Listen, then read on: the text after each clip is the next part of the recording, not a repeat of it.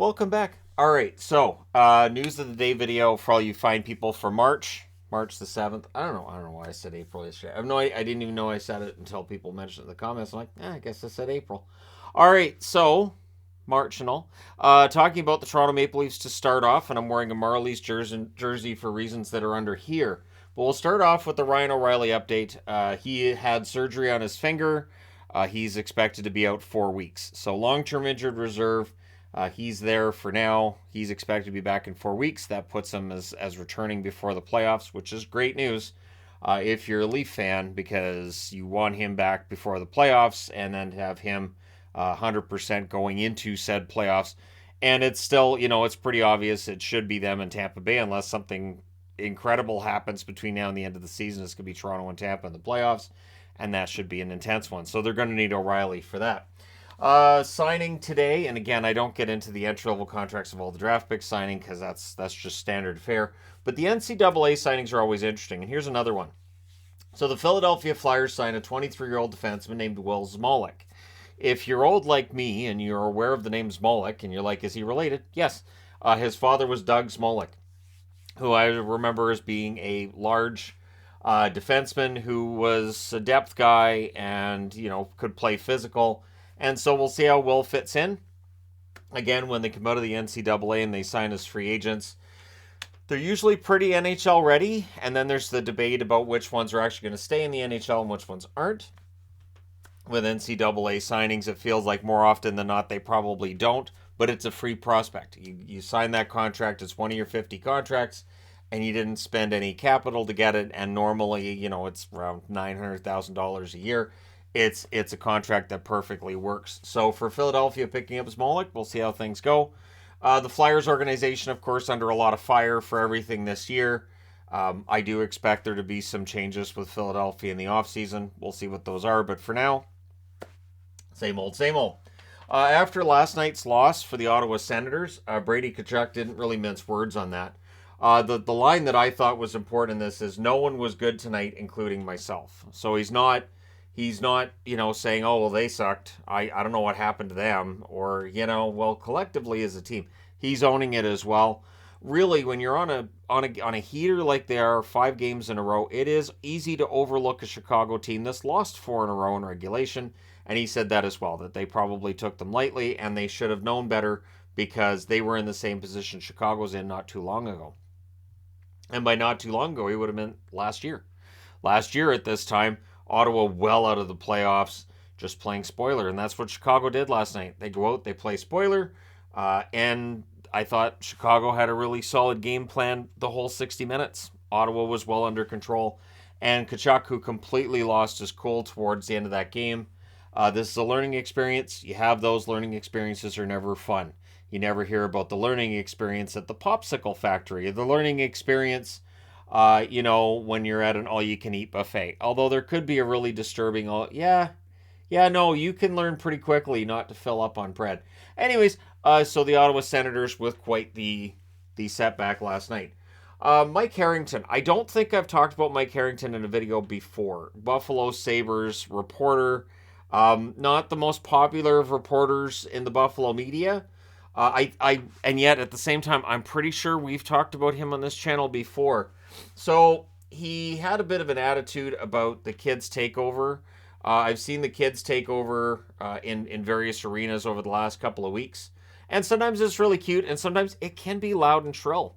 One thing I will say is that it feels like anthem singers and announcers, and I'm talking the PA announcers now, there are a lot of them that think if you're louder, that makes it better. And it doesn't necessarily. There are a couple of anthem singers that as soon as I see them, when I'm scrolling through channels, I'm like, oh, no. And if that's the only game on, I just mute it. I'm not saying who it is here because that's not what I do on this channel. I don't, do that kind of thing. But yeah, some of the kids think it can be kind of a little bit over the top, but they're kids. And Mike Harrington sent out a tweet on Saturday about the PA announcer in Buffalo and how, the kid was a little over the top and it was kind of grating. And then he got called out for the kids' takeover day 3 years ago, where they sent in a junior reporter. That junior reporter, I believe, was supposed to talk to Rasmus Dahlin. So you can see somebody in this little video that's posted, and it's a very short video, where this little kid's basically told, yeah, you can go over there, you can talk to him. Mike says, and he's put out a statement that he headed this child off and made sure they didn't get into that media scrum because there was a lot of really colorful, salty language going on, and he didn't feel it was appropriate for a little kid to be hearing that. So I understand where he's coming from, but at the same time, the answer that I would have would be it's probably not my place to tell a kid where they're supposed to go or not supposed to go. That if I was in that situation, would I have headed the kid off? No, I might have looked for somebody in the Sabers organization and said, have you seen? Because what Harrington's saying is there's a lot of really foul language. The Sabers was kind of a salty mood that locker room was in. But I would find somebody from the team and say, hey, that little kid's going into pretty salty language. Can we just maybe have them stand off to the side? Or I would have just, if I was in the position where I was the only one who could say anything, I would have said to the kid, I would have said, there's a lot of bad words being said up here.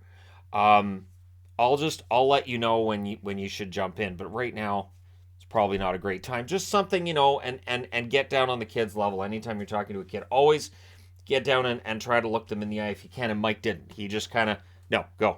Nope, nope.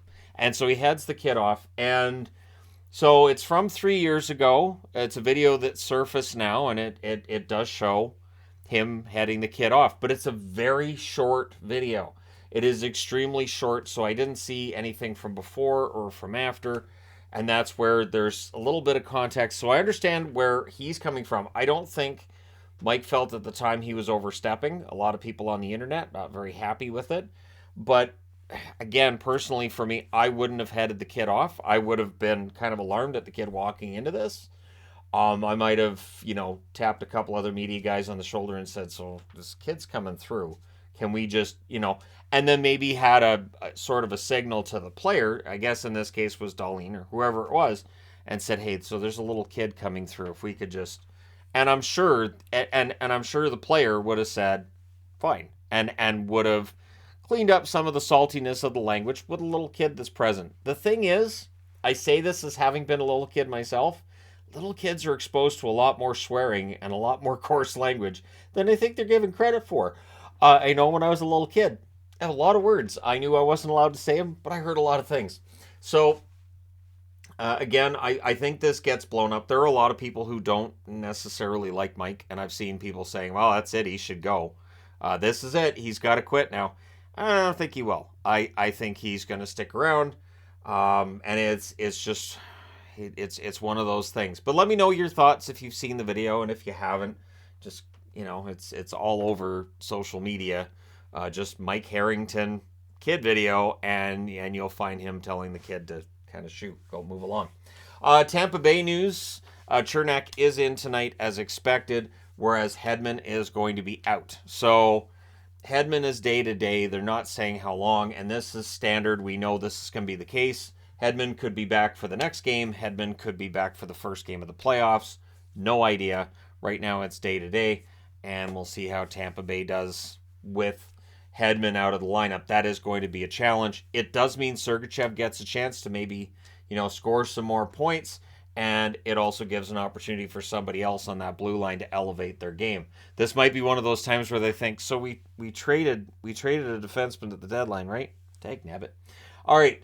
And also making news today, and I'm going to link to the TSN article in the description below this video. Yes, there are still descriptions below videos. The Greater Toronto Hockey League. So this is a huge minor league system. This is huge. And so it has a lot of kids in it. There are a lot of current NHLers, a lot of former NHLers who grew up, and they might have started out as Marlies, junior Leafs, whatever you want to be. And the GTHL is supposed to be non-profit. This is non-profit. It's for the kids.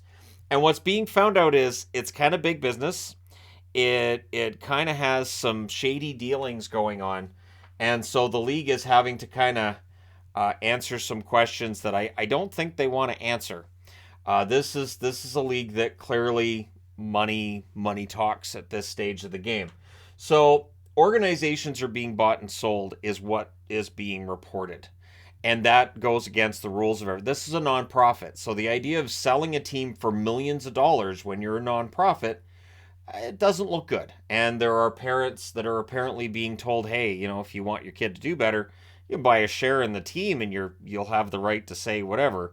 And this is the problem. This is something that, so we've talked about hockey and how hockey's expensive and it's hard to get into. And so for people who have the money and they put their kid through hockey, they put their kid through hockey.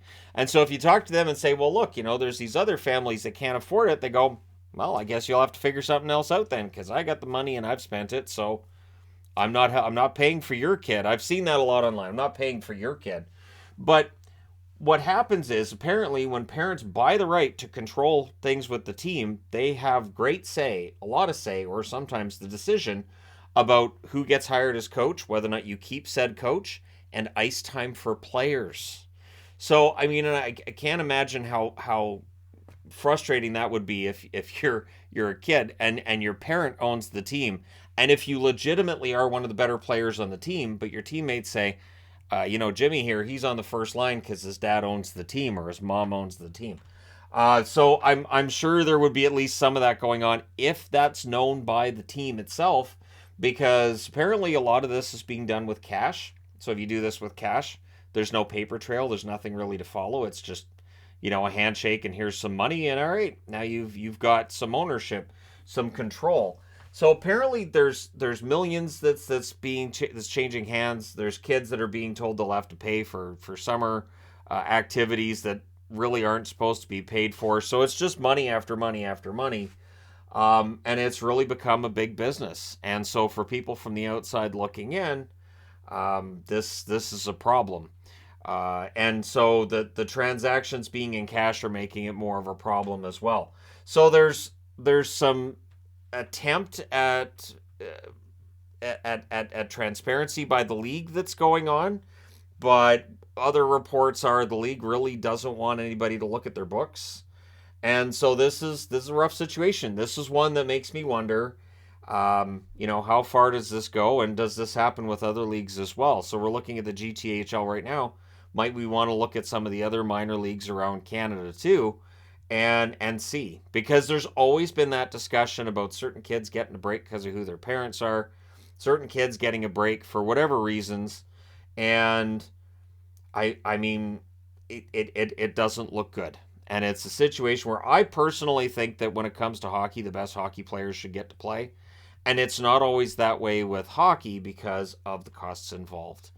And so if you have a league where you've already paid to get your kid all the equipment, which is pricey, and you've already paid all of these fees and those fees, and then you get your kid on the team, and then you find out that one of the parents owns the team and doesn't really like your kid very much, so your kid gets to ride the pine, that would be over the top. That would be something that I mean, I try to be pretty level-headed. I'm not sure I could be level-headed in that situation. So GTHL needs to be completely transparent. Like I said, I'll link to the article in the description below this video, because it does need to be investigated, and they need to talk about what's gone on and what hasn't, and we need to see some transparency. And you can't have this kind of a minor league non-profit becoming a big business situation. You just can't. It's just because there's way too much corruption that can take place. So at any rate, let me know your thoughts in the comment section below as always. Don't forget to hit like and subscribe if you're browsing your way through, you just happened upon this video. Thank you guys so much for watching, for all your support. I will talk to you again soon.